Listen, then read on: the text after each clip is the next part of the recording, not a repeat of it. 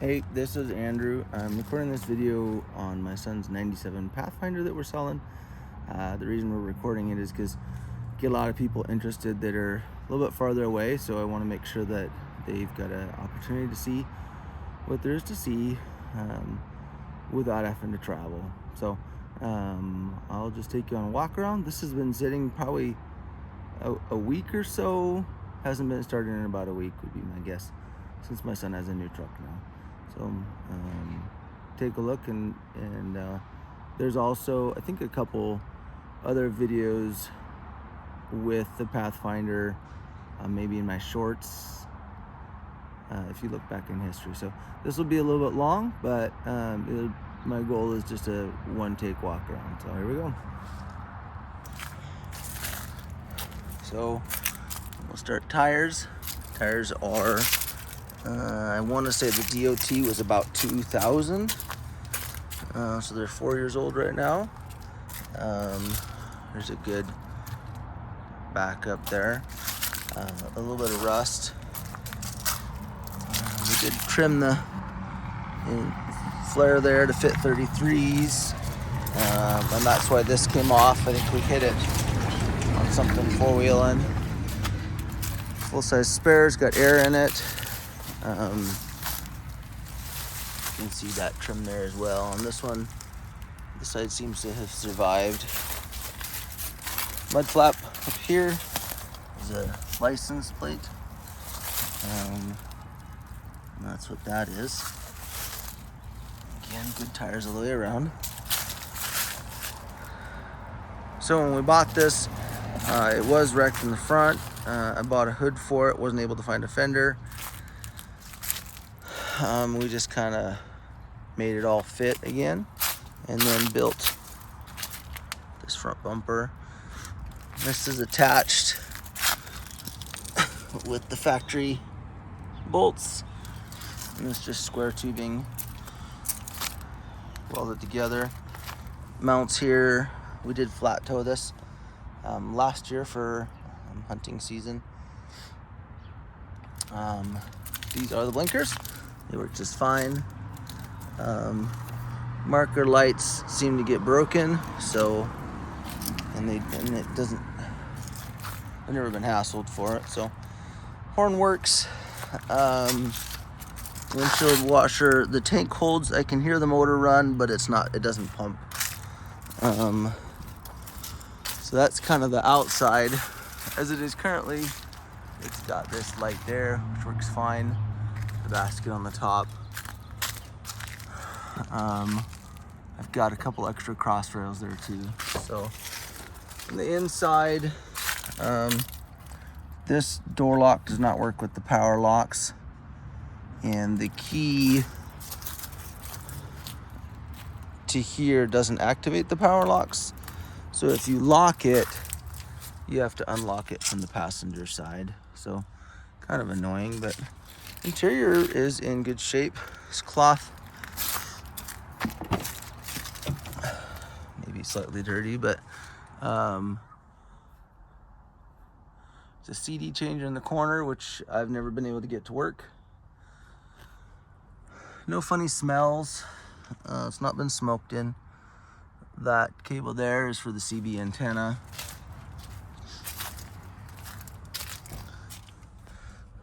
Is for miles 162,327 right now. CB radio works. It just plugs into the cigarette lighter to record, so you can use that. Air conditioning does not work. The little rivet that's supposed to be on your seatbelt right about here to stop this handle from dropping down is missing. So that's kind of a pain. Let's open the hood here.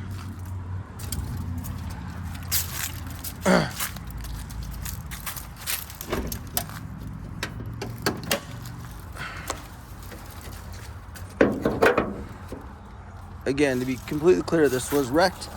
You can still see,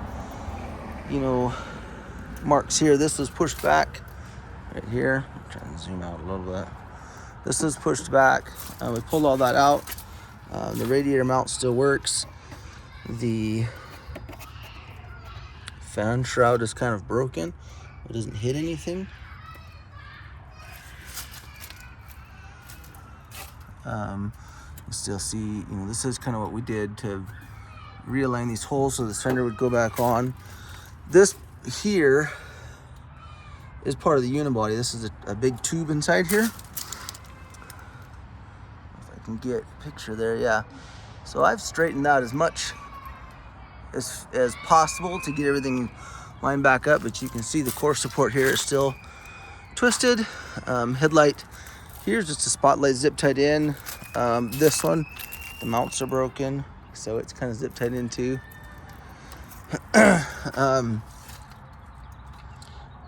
Where is, I'm gonna have to find out the paperwork, but the timing belt, oh, there we go. So timing belt was done at 132,000 miles, and I believe the clutch was right in that same range. I have paperwork, and I'll try and find it for you guys. From the previous owner. Previous owner said that the air conditioning worked before the accident. His son hit somebody at low speed, and they decided not to fix it. This is my wiring for the light bar. There's 2 pairs of wires. The other bulb I had up there burnt out, so I took it off. I think it's probably just, yeah, electrical tape together up there. It's very redneck, but that's what that is. So as you can see, everything's cold now, hasn't been run. So let me see if I can get this. My keys here. Neutral. 4-wheel drive pops in and out really nice. Does good. Let you're just a little tick for a second. Sitting. Again, air conditioning doesn't do anything.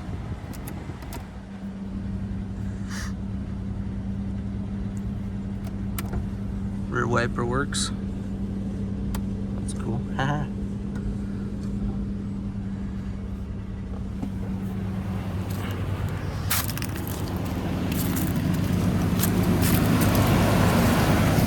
Oh, check engine light is on. I saw the evap canister, and then the airbag light is flashing. And the cruise control worked when we bought it, but at some point in time it stopped working. That airbag light was not always flashing either, so that's whatever that is, I guess. The cruise control does turn on, but it doesn't work anymore.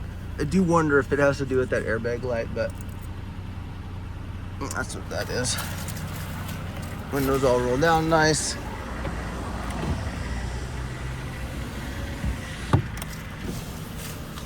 There mine is. And that's that typical 90s thing where they only go 1/3 of the way down in the back. Interior light does not turn on when you open the door. Button's right there. Doesn't seem to care. So you walk in and we just hit the, and then you can turn them on. They do work, if I remember right. Well, maybe that one doesn't. Anyhow, tackle holder right there.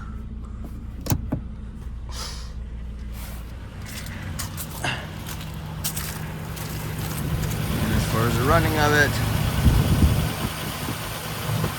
really pretty solid. Try and under. That oil there is from the Toyota that he bought. It had a pretty bad leak.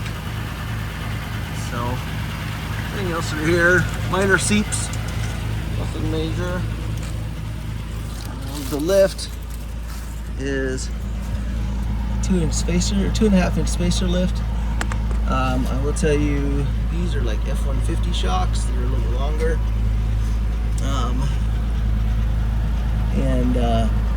I would say that because of that lift, the bump stops in the back don't engage. So if you hit something reasonably hard to hit bump stops, it hits pretty hard because it doesn't have that rubber stop to it. This here, this isn't lined up good. We ran it without that fender for a little bit, but made too much of a mess.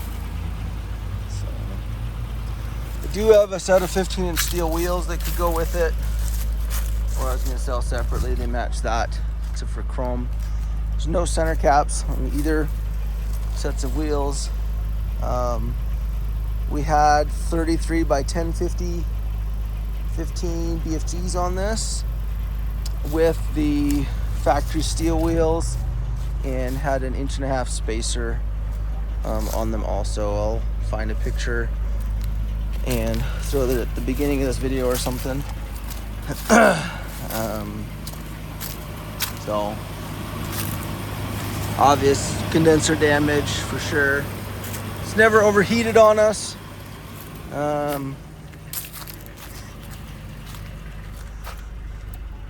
It's your headlights right there. As you can see, it all works. It's just weird. And then this is actually wired to the fog light switch. So a couple burnt out LEDs on that, but it's still really bright. Whenever we're driving at night, we'll oftentimes use that if there's no traffic. But again, that's what it is. This core support is not bolt-in, and it would be very difficult to replace. Not impossible, but difficult. Re-welded this over a little bit for the latch, because the latch didn't work for a while.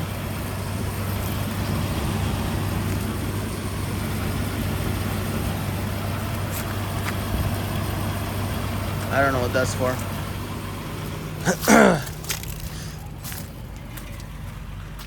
Let me shut her off here. Oh.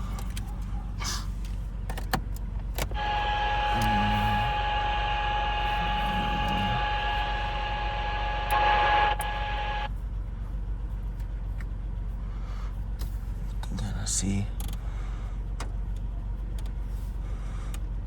I don't know.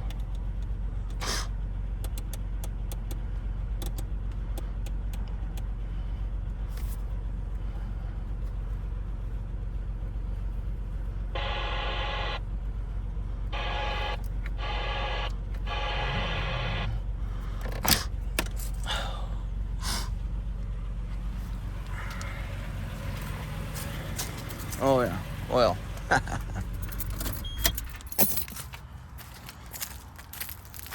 It is due for an oil change.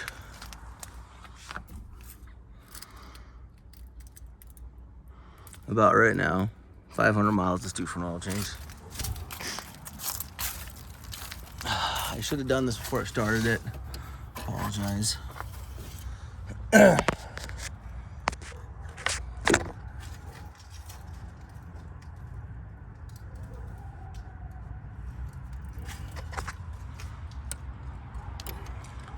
Oh, I have a tripod. Hang on.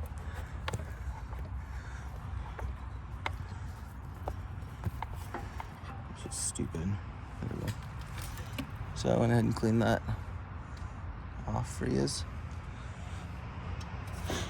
Cannot recall that we've had to add oil to this. My Yukon is a different story. It's extra drink oil. So we're right on that high mark there.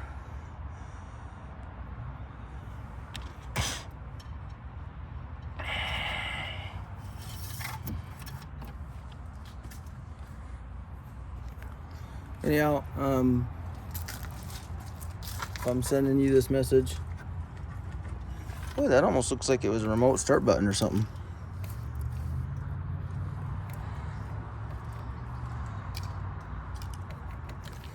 Anyhow, if you're seeing this, you know, shoot me a message on Marketplace or whatever, and we get figured out on it. I would trust it to run anywhere. I just, you know, for the people that keep asking about fixing it up and stuff, I don't think this is a fixer. I think this is a beater, and it was an excellent hunting truck for us last year. Excellent truck for my son to learn to drive a manual transmission, and is driven reliably in all kinds of temperatures, but I don't think it's worth, my opinion is it's not worth fixing. So anyhow, hope you have a great day. God bless.